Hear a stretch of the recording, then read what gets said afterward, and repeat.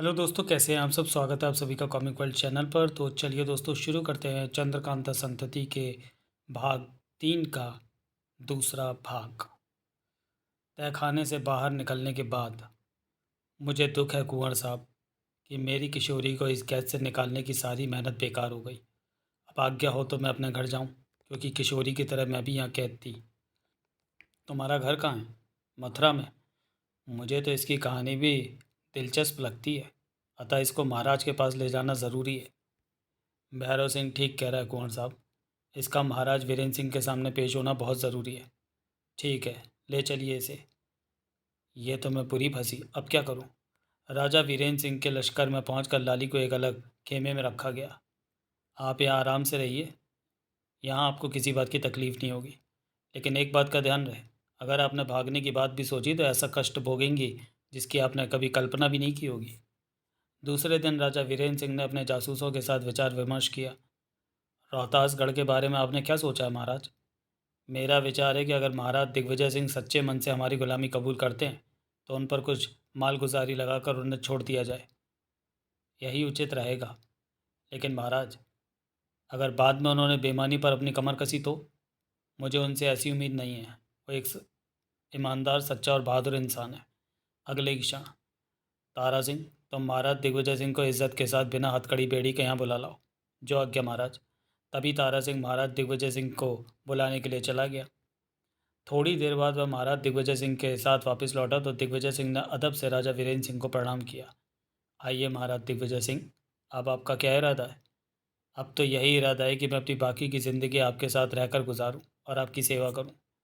तो फिर जाइए, हम आपका राज आपको वापस देते हैं, लेकिन उसके बदले में आपको हमें हर वर्ष कुछ मालगुजारी देनी होगी। महाराज, मुझे अब रोहतासगढ़ की गद्दी नहीं चाहिए। उस पर आप अपना कोई दूसरा सामंत बैठा दीजिए और मुझे अपने साथ रहने की आज्ञा दीजिए। आपसे बढ़कर और कोई सामंत रोहतासगढ़ के लिए मुझे दिखाई नहीं देता, इसलिए वहाँ आपको ही रहना होगा। अगर आपकी ऐसी आज्ञा है तो मैं रोहतासगढ़ जाने के लिए तैयार हूँ, लेकिन आपको 1 माह तक मेहमान बनकर मेरे साथ रहना होगा। ये मेरी आपसे विनती है।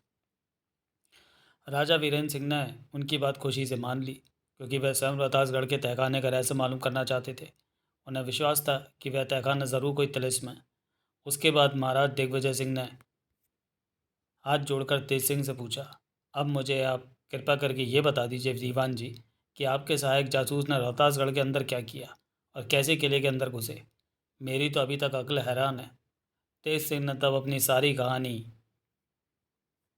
महाराज दिग्विजय सिंह को सुना दी। दीवान रामानंद की बेवकूफ़ी को सुनकर महाराज दिग्विजय सिंह खूब हंसे और बोले, सचमुच आपके सब जासूस बहुत होशियार और चालाक हैं। उनके लिए संसार के समस्त राज्यों को जीत लेना कोई मुश्किल काम नहीं है।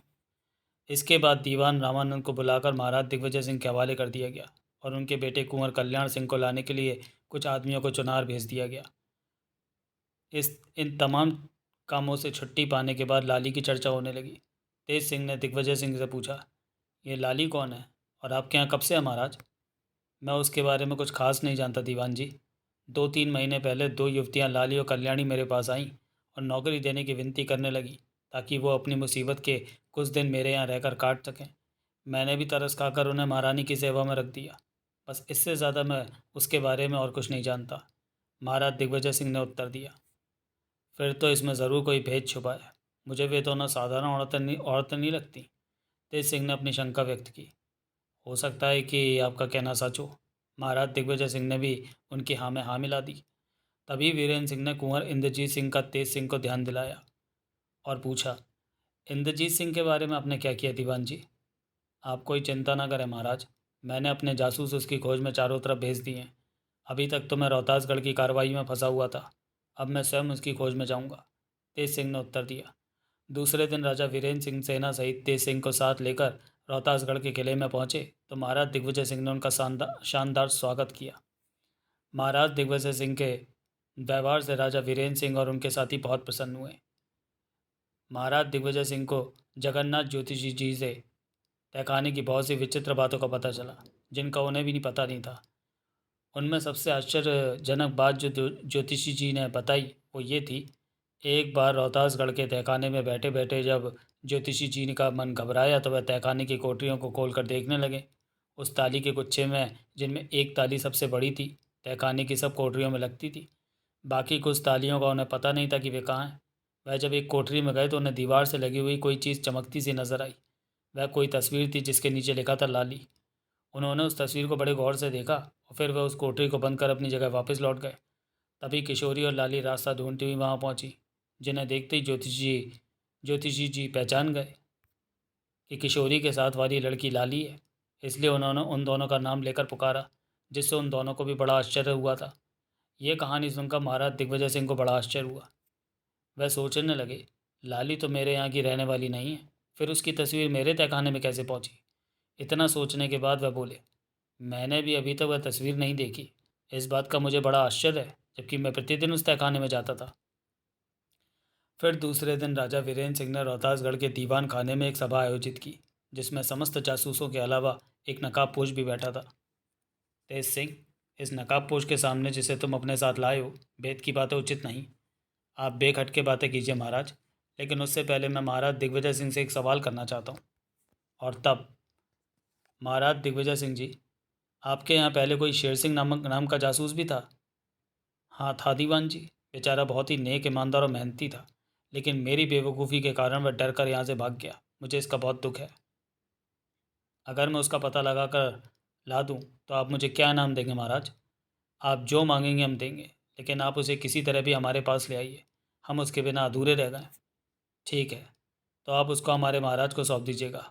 हम उसे अपना साथी बनाना चाहते हैं। मुझे आपकी शर्त स्वीकार है दीवान जी। ये सुनते ही उस नकाबपोश ने अपने चेहरे से नकाब उलट दी। कौन, शेर सिंह? मुझे क्षमा कर दे महाराज। नहीं शेर सिंह, गलती हमारी थी जो हमने तुम पर शक किया। माफ़ी तो हमें तुमसे मांगनी चाहिए। तब, तेज सिंह, तुम्हारी शेर सिंह से मुलाकात कैसे हुई? यह सब मेरे पास आए थे क्योंकि किशोरी की कमला इनकी भतीजी है, और इन्होंने ही कुंवर इंद्रजीत का पता लगाकर उसकी सुरक्षा का प्रबंध किया था। अच्छा, कहाँ है मेरा इंद्रजीत सिंह, और वह किस हाल में है शेर सिंह? आप उनकी चिंता न करें महाराज, वो जहाँ भी हैं सुरक्षित हैं। हाँ, अपना एक जासूस मेरे साथ ज़रूर भेज दें ताकि उन्हें वहाँ से निकालने का काम जल्दी हो जाए। तुम जिसे चाहो अपने साथ ले जाओ शेर सिंह। तो फिर मेरे साथ देवी सिंह को भेज दीजिए महाराज। देवी सिंह को लेकर शेर सिंह वहाँ से चल पड़ा। उन दोनों के चले जाने के बाद मेरा विचार है कि लाली को बुलाकर उससे कुछ पूछना बेकार है, क्योंकि वह सच नहीं बोलेगी। इसलिए उस पर कड़ा पहरा लगा दिया जाए ताकि वह हमारे चंगुल से बचकर भाग न सके। जैसी महाराज की आज्ञा। उधर जिस समय लाली और किशोरी छत के सुराग से उस बंद मकान में घुसी, उसी समय कल्याणी भी उन दोनों का पीछा करती हुई उसी रास्ते से बंद मकान में पहुंच गई। लेकिन बाहर लोगों का शोरगुल सुनकर उसने अपने आप को एक अंधेरे कोने में छिपा लिया। लाली ने उस वक्त दूसरी कोठरी में जाकर अंदर से दरवाज़ा बंद कर दिया, इसलिए लोगों को वापस लौटना पड़ा। लेकिन कल्याणी उसी कोठरी में छुपी रही। जब वे लोग उस मकान से बाहर निकल गए तो कल्याणी ने अपनी कमर से गठरी खोली और उसमें से एक मोमबत्ती निकाल कर जलाई और चारों तरफ देखने लगी। ये एक छोटा सा दालान था जो चारों ओर से बंद था। इस दालान की दीवारों में तरह तरह की भयानक तस्वीरें बनी हुई थीं। उस दालान के बीच में 11 लोहे के डिब्बे रखे हुए थे, जिनके ऊपर 11 मानव खोपड़ियाँ रखी हुई थीं। कल्याणी उन डिब्बों को गौर से देखने लगी। ये डिब्बे गोलाकार एक चौकी पर सजे हुए थे, जिसमें एक डिब्बे पर आधी खोपड़ी थी और शेष डिब्बों पर पूरी पूरी। तभी कल्याणी की नज़र ज़मीन पर पड़ी खोपड़ी पर पड़ी थी, जिसे देखकर उसने सोचा, लगता है इस खोपड़ी के नीचे का डिब्बा लाली ले गई है, क्योंकि ताली उसी डिब्बे में थी। लेकिन उसे इस भेद का कैसे पता चला? इतना सोचने के बाद कल्याणी ने आधी खोपड़ी वाले डिब्बे से अन्य डिब्बों को गिनना शुरू किया और 5वें डिब्बे पर आकर वह रुक गई। उसने डिब्बे से खोपड़ी उठाकर नीचे रख दी और डिब्बे को ऊपर उठा लिया। फिर उस डिब्बे को अच्छी तरह से देखने के बाद कल्याणी ने उसे ज़ोर से ज़मीन पर पटक दिया। उस डिब्बे के 4 टुकड़े हो गए और उसके अंदर से एक चाबी निकली। उस चाबी को देखकर कल्याणी खुशी से चिल्ला उठी, मिल गई चाबी। हाँ, यही है। अब देखो मैं लाली को कैसे परेशान करती हूँ। कल्याणी ने उस चाबी से अपना काम करना शुरू किया। उसने दालान की दीवार में लगी अलमारी को उस चाबी से खोला तो उसे नीचे उतरने के लिए कुछ सीढ़ियाँ नजर आईं। वह निडर होकर नीचे उतर गई। नीचे एक कोठरी थी, जिसकी दीवार में अनेक सुराख थे। कल्याणी ने एक सुराख से बाहर झांक कर देखा तो उसे भूतनाथ की वह भयानक मूर्ति एक कुर्सी पर रखी नजर आई। उसके सामने महाराज दिग्विजय सिंह, तहखाने का दारोगा, लाली, किशोरी और बहुत से आदमी खड़े नजर आए। उसके देखते ही देखते उस भूतनाथ के सामने एक औरत की बलि चढ़ा दी गई। उसी समय कुंवर आनंद सिंह भी अपने 2 जासूसों के साथ वहां पकड़े गए। इतना सब देखने के बाद कल्याणी नीचे उतरी और ऊपर छत की ओर देखा तो चौंक पड़ी, क्योंकि भूतनाथ की वह भयानक मूर्ति सिंहासन सहित पोली थी। कल्याणी फिर ऊपर आई और दीवार में लगे दूसरे दरवाजे को खोलकर एक सुरंग में घुस गई। कई कदम चलने के बाद उसे एक छोटी सी खिड़की मिली। उसने चाबी से वह खिड़की खोली तो वह उस रास्ते पर पहुंच गई जो दीवान खाने और तहखाने तक जाता था। फिर तहखाने से दीवान खाने तक जाने के जितने दरवाजे थे कल्याणी ने अपनी चाबी से बंद कर दिए। उसने दरवाजे बंद करने के साथ साथ उनके अंदर से सांकल भी लगा दी। इतना काम पूरा करने के बाद वह फिर भूतनाथ की मूर्ति के पास पहुंची, जहां से सब आदमी दिखाई दे रहे थे। फिर उस मूर्ति के अंदर घुसकर उसने महाराज दिग्विजय सिंह को आज्ञा दी कि वह किशोरी को 12 नंबर कमरे में बंद कर दे। महाराज दिग्विजय सिंह ने उसकी आवाज़ को भूतनाथ देवता की आवाज़ समझा और तुरंत घबराकर किशोरी को 12 नंबर की कोठरी में बंद कराए। कल्याणी ने जब देखा कि किशोरी 12 नंबर की कोठरी में बंद कर दी गई है तो वह तुरंत तहखाने में पहुंची। वहां की छत इतनी नीची थी कि उसे बैठकर आगे जाना पड़ा। आगे जाकर उसे छत में मोटर की तरह का स्टीयरिंग लगा हुआ दिखाई दिया। कल्याणी ने जब उस स्टीयरिंग को अपने हाथों से घुमाया तो सर्र की आवाज़ के साथ एक पत्थर अलग हट गया और कल्याणी अपना आधा मुंह कपड़े से ढककर किशोरी की कोठरी में दाखिल हो गई। कौन हो तुम? तुम्हारी हमदर्द। लेकिन किशोरी डर गई और चीख मारकर बेहोश हो गई। नहीं, अरे ये तो सैमी बेहोश हो गई। अगले ही क्षण कल्याणी ने अपनी गठरी में से दवा की शीशी निकाली और किशोरी को सुंघाकर पूरी तरह बेहोश कर दिया और फिर एक चादर में किशोरी को बांधकर घसीटती हुई नीचे ले गई। किशोरी को घसीटती हुई कल्याणी एक सुरंग में पहुंची और जब वह सुरंग से बाहर निकली तो अचानक 4-5 आदमी दौड़े हुए उसके पास आए। कौन? धनपत जी? हाँ रामा, किशोरी तो हाथ लग गई। अब तुम इसे जल्दी से यहाँ से ले जाओ। उन लोगों ने किशोरी को अपनी पीठ पर लाद लिया। क्या आप नहीं चलेंगी हमारे साथ धनपत जी? नहीं रामा, मुझे अभी एक ज़रूरी काम से जाना है। वे लोग किशोरी को लेकर अपनी राह चल पड़े और कल्याणी दूसरे रास्ते मुड़ गई। दूसरे दिन किशोरी की बेहोशी टूटी तो उसने अपने आप को एक घने जंगल में पेड़ों के झुरमुट में ज़मीन पर पड़े पाया। उसके पास कल्याणी और कई आदमी खड़े थे। बेचारी किशोरी इन थोड़े से दिनों में ही तरह तरह की मुसीबतों में पड़ चुकी थी। एक मुसीबत से छूटती तो दूसरी में फंस जाती और दूसरी से छूटती तो तीसरी में फंस जाती। इस समय भी उसने अपने आप को बुरी अवस्था में पाया। यद्यपि कल्याणी उसके सामने थी, लेकिन उसे उसकी तरफ से भलाई की कोई आशा न थी। वह समझ गई कि कल्याणी ने उसके साथ विश्वासघात किया है। तभी कल्याणी यानी धनपति ने उससे कहा, किशोरी तुम घबराओ नहीं, तुम्हारे साथ कोई बुरा सलूक नहीं किया जाएगा। मेरी समझ में नहीं आता कल्याणी कि तुम मुझसे चाहती क्या हो? किशोरी ने पूछा। मैं तो तुम्हारी जान बचाना चाहती हूँ राजकुमारी जी, और चाहती हूँ कि तुम जहाँ रहो आराम से रहो, कल्याणी ने उत्तर दिया। तो क्या इंद्रजीत भी मेरे साथ रह सकेंगे? क्यों नहीं, वो भी तुम्हारे साथ रह सकते हैं अगर तुम चाहो तो। मैं चाहूँ तो क्या मतलब? मतलब ये कि अगर तुम इंद्रजीत सिंह को अपने पास बुलाना चाहती हो तो एक पत्र उनके नाम से लिखकर मुझे दे दो। उस पत्र में क्या लिखना होगा मुझे? बस इतना कि अगर आप मुझसे विवाह करना चाहते हो तो बिना कुछ सोचे विचारे इस आदमी के साथ मेरे पास चले आइए और जो कुछ ये मांगे इसे दे दीजिए, वरना मुझसे मिलने की आशा छोड़ दीजिए। मुझे ऐसा लगता है कि तुम्हारी नीयत में कोई खोट है। तेरी ये इच्छा मैं कभी पूरी नहीं होने दूंगी। मैं उनके लिए कोई पत्र नहीं लिखूंगी, किशोरी ने स्पष्ट कह दिया। फिर तू मेरे चंगुल से किसी भी तरह नहीं छूट सकती। तू क्या करेगी? ज़्यादा से ज़्यादा मेरी जान ले लेगी? हाँ हाँ, मैं तेरी जान ले लूँगी। तो ले ले, सोच क्या रही है? यह सुनते ही कल्याणी का चेहरा क्रोध से लाल हो उठा। उसने अपने साथियों की ओर देखकर कहा, अब मैं इसे जिंदा नहीं छोड़ सकती। बांध दो इसके हाथ पांव और तलवार मुझे दे दो। कल्याणी की आज्ञा पाते ही उन लोगों ने बड़ी बेरहमी से किशोरी के हाथ पांव बांध दिए और जब कल्याणी अपनी नंगी तलवार लेकर किशोरी का सिर काटने के लिए आगे बढ़ी कि रामा ने उसे रोक दिया और कहा, नहीं धनपति जी, इसको इतनी आसान मौत मारना ठीक ना होगा। हम लोग जंगल से सूखी लकड़ियाँ बटोर कर लाते हैं। इसे उन्हीं लकड़ियों के ढेर में रखकर फूंक दो तो जलकर भस्म हो जाएगी और इसकी राख हवा के झोंकों में पता भी ना चलेगी। ठीक है, तुम लोग इसकी चिता तैयार करो, आज यही तमाशा देखेंगे हम लोग। कल्याणी को रामा का सुझाव पसंद आया और उसने चिता चुनने की आज्ञा दे दी। उन लोगों ने थोड़ी ही देर में जंगल से सूखी लकड़ियाँ चुनकर एक चिता तैयार कर दी और फिर किशोरी को उस चिता पर ज़बरदस्ती बैठा दिया गया। फिर रामा ने अपने बटुए में से कुछ सामान निकालकर एक मशाल जलाई और उसे दिया सलाई से जलाकर कल्याणी के हाथ में दे दी। जिस समय कल्याणी हाथ में जलती हुई मशाल लेकर चिता के पास पहुंची तो किशोरी ने दोनों हाथ ऊपर उठाकर ईश्वर से प्रार्थना की, हे अग्नि देवता, अब मुझसे दुख नहीं सहे जाते, इसलिए तुम मेरी मदद करो और मुझे अपनी शरण में बुला लो। यह सुनकर भी उस संगदिल कल्याणी का दिल नहीं पिघला और उसने जलती हुई मशाल किशोरी की चिता पर रख दी। तभी जंगल में छिपे हुए कुछ लोग अपने हाथों में नंगी तलवारें लेकर कल्याणी और उसके साथियों पर टूट पड़े। मारो इन दुष्टों को, एक भी बचकर न जाने पाए। जंगल में छुपे हुए वे लोग गया का दीवान अग्निदत्त और उसके साथी थे। अग्निदत्त के साथियों ने कल्याणी के 2 आदमियों को मारना शुरू कर दिया। खचाक! इधर दोनों ओर से खटाखट तलवारें चलने लगी और अग्निदत्त ने जल्दी से किशोरी को चिता के ऊपर से खींच लिया। उफ, मैं फिर इस दुष्ट के चंगुल में फंस गई। इससे तो मुझे मौत आ जाती तो अच्छा था। जब कल्याणी के साथी अग्निदत्त के आदमियों से युद्ध कर रहे थे तो कल्याणी मौका पाकर वहां से भाग खड़ी हुई। खचाक! वह पास ही एक झाड़ी में जा छुपी। उसका एक भी साथी जिंदा ना बचा। उफ, सबके सब मारे गए। अग्निदत्त के भी 2 साथियों को छोड़कर बाकी सब मारे गए। तब अग्निदत्त ने रोती बिलखती किशोरी को ज़बरदस्ती अपने कंधे पर उठा लिया और अपने दोनों साथियों के साथ वहां से भाग खड़ा हुआ। अब भाग चलो यहाँ से। आप आश्चर्य में होंगे कि जब अग्निदत्त को राजा वीरेंद्र सिंह के जासूसों ने राजगृह में गिरफ्तार कर चुनार भेज दिया था तो एकाएक उस जंगल में कहाँ से आ पहुंचा।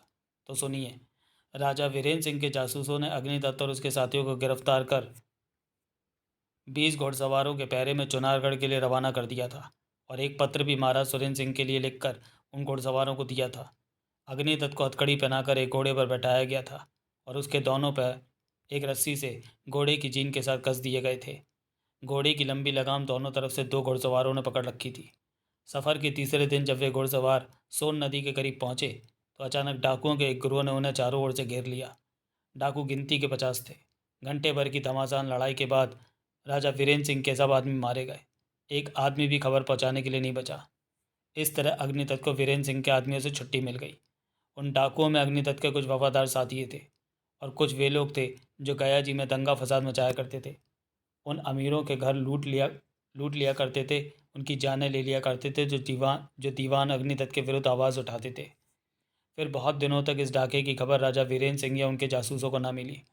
फिर अग्निदत्त के हाथों से गया की दीवानी जाती रही और वह एक साधारण आदमी की तरह मारा मारा फिरने लगा। फिर भी वह अन्य साथियों से काफ़ी मालदार था क्योंकि उसके पास बेईमानी से कमाई हुई दौलत बहुत थी।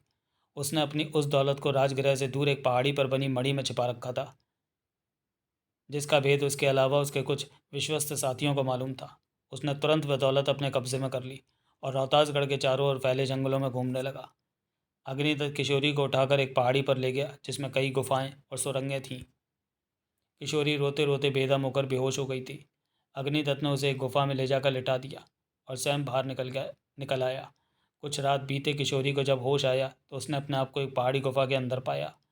गुफा में एक छोटा सा दीपक जल रहा था। वो इस मुसीबत से छुटकारा पाने के लिए उपाय सोचने लगी। उसने निश्चय किया कि वह पहाड़ के नीचे कूदकर अपनी जान दे देगी। यही सोचकर वह दीपक बुझाने के लिए उठी कि तभी उसे किसी की पच्चाप सुनाई दी। उसने डर कर सामने देखा तो गुफा के दरवाजे पर अग्निदत्त खड़ा था। वह उस समय क्रोध में भरा हुआ था। बोला, तुमने मुझको बड़ा धोखा दिया है किशोरी। तुमने अपने साथ मेरी लड़की को भी मुझसे अलग कर दिया। अभी तक मुझे इस बात का भी पता नहीं है कि मेरी पत्नी इस समय कहाँ है, किस हाल में और उस पर क्या बीत रही है। फिर भी तुम मुझे दुख देने के लिए यहाँ ले आए, लेकिन याद रखो कि तुम मुझे सताकर सुख नहीं पा सकोगे। अब सुख और दुख जो मिलेगा देखा जाएगा। मैं तो इस समय तुम्हें पाकर बहुत खुश हूँ। अरे दुष्ट चांडाल, मैं फिर कहती हूँ कि ज़रा अक्ल से काम ले। मैं तुझसे वादा करती हूँ कि तू अगर मुझे छोड़ देगा तो मैं राजा वीरेंद्र सिंह से कहकर तेरे सारे अपराध क्षमा करवा दूंगी और तुझे फिर से नया जीवन शुरू करने का मौका दिला दूंगी। वरना तुम्हारी पत्नी पत्नी को जो होना है हो जाए, लेकिन तुम्हें नहीं छोड़ सकता। मैंने तुम्हारे लिए बहुत दुख भोगा है और अब भी भोगने के लिए तैयार हूँ। इतना कहकर अग्निदत्त उसकी तरफ बढ़ने लगा। उसे अपनी तरफ बढ़ता देख कर किशोरी चिल्लाई, खबरदार, एक कदम भी तूने आगे बढ़ाया तो। लेकिन उस दुष्ट ने झपट कर उसे पकड़ लिया और उठाकर ज़मीन पर पटक दिया। इधर इंद्रजीत सिंह की नज़र जब उन दोनों औरतों पर पड़ी तो चौंक पड़ा। इन दोनों औरतों को मैंने कहीं देखा है। कहाँ? हाँ, याद आया, दोनों औरतें राजगृह पर नहीं कटा हुआ है। उस घर की मालिक दौड़ती हुई वहां पहुंची। कुमार, तुम उन दोनों का कोई अहित मत करना। ये दोनों अपनी जान बचाने के लिए तुम्हारे पास आई हैं। आखिर मामला क्या है? ये दोनों कौन है? ये दोनों माधवी की सखियां हैं और अब की जान लेने आई थी कि मेरे आदमी उन्हें गिरफ्तार कर लिया। तुम्हारे आदमी? लेकिन मैंने तो इस मकान में किसी को नहीं देखा। इंद्रजीत सिंह जब घर से बाहर निकला तो तालाब के किनारे पर कुछ सैनिकों को खड़े हुए देखा। ये शायद लिखा होगा, बाहर निकल कर देखो तो मेरी बात पर विश्वास आ जाएगा। इंद्रजीत जब घर से बाहर निकला तो तालाब के किनारे पर कुछ सैनिकों को खड़े हुए देखा। लगता है ये तीनों मुझे धोखा दे रही हैं।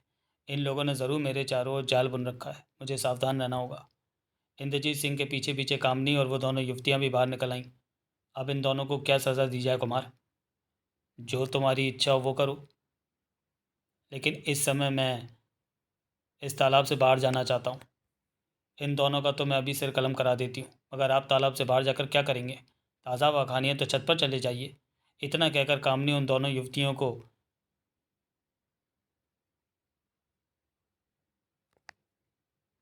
धक्के देती हुई मकान के अंदर ले गई। चलो कम बख्तों, कुमार को मारने आई थी? हमें बचा लीजिए कुमार साहब, हमसे गलती हो गई, हमें माफ़ कर दीजिए।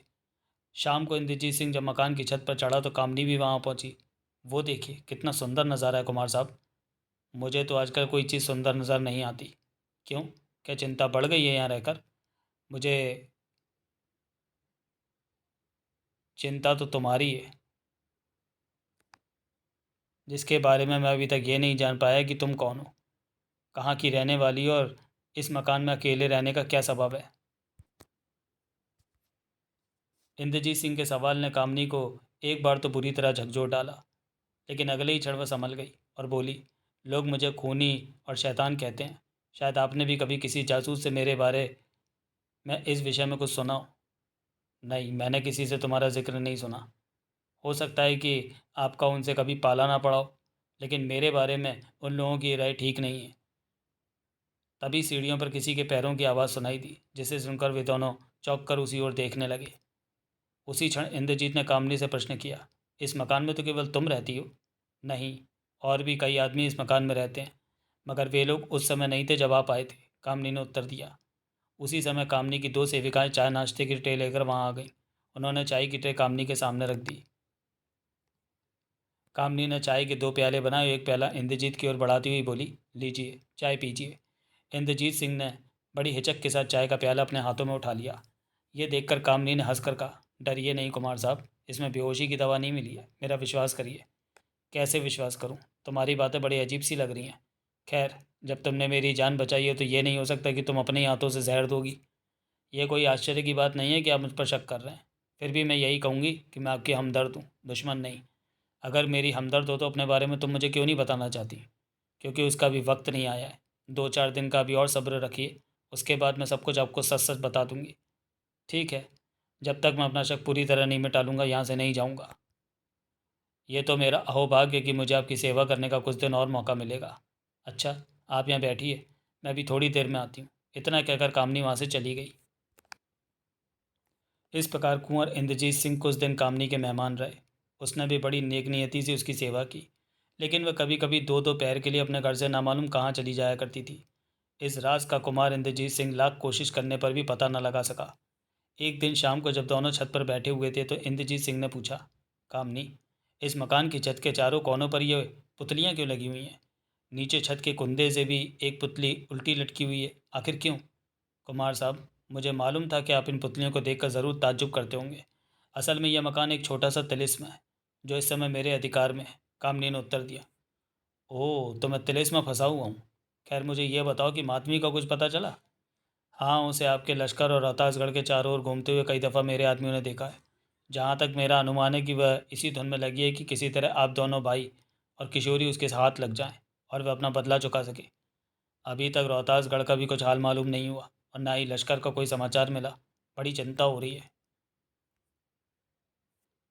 इस बात का तो मुझे भी ताज्जुब है कि मेरे आदमी भी ना जाने किस काम में उलझ गए, जो अभी तक एक ने भी लौट कर खबर नहीं दी। इतना कहते कहते कामनी दूर मैदान से तेजी से चले आ रहे दो आदमियों को देखकर चौंक पड़ी और बोली, वो देखिए कुमार साहब, मेरे दो आदमी बोझ उठाए इसी तरफ चले आ रहे हैं। शायद कोई नया समाचार लाए हों। अरे हाँ, उस गठरी में तो शायद कोई आदमी लगता है। बेशक वो माधवी होगी। अब यहाँ बैठिए, मैं जाकर उन दोनों को यहाँ ले आती हूँ। इतना कहकर कामनी नीचे उतर गई। नीचे पहुंचकर वह नाव में सवार हो तालाब के दूसरे किनारे की ओर चल पड़ी। कुछ देर बाद वह उन दोनों आदमियों को लेकर वापस लौटी। उन आदमियों ने वह गठरी ले जाकर कुंवर इंद्रजीत के सामने रख दी। ये देखिए कुंवर साहब, मेरे आदमी माधवी को गिरफ्तार कर लाए। अच्छा, गठरी को खोलो तो ज़रा, हम भी इसकी सूरत देखें जिसकी कैद में हम कई महीनों तक रहें। और जब वह गठरी खोली गई तो वो माधवी को जख्मी देखकर दोनों चौंक पड़े। अरे ये तो जख्मी है, इसको चोट किसने पहुंचाई? किसी औरत ने रोहतासगढ़ के तिलिस्मी तहखाने में चोट पहुंचाई थी। तो क्या रोहतासगढ़ में भी कोई तिलिस्मी तहखाना है? जी हाँ, उसका पूरा भेद तो वहाँ के राजा दिग्विजय सिंह को भी नहीं पता। लेकिन जब वह रोहतासगढ़ आपके कब्जे में है कुमार साहब, आपके जासूसों ने उस पर अपना अधिकार कर लिया था। यह तो खुशखबरी है, मुबारक हो कुमार साहब। शुक्रिया, लेकिन माधवी की एक कलाई नज़र नहीं आ रही। जब है ही नहीं तो नज़र कहाँ से आएगी कुमार साहब? गया जी में माधवी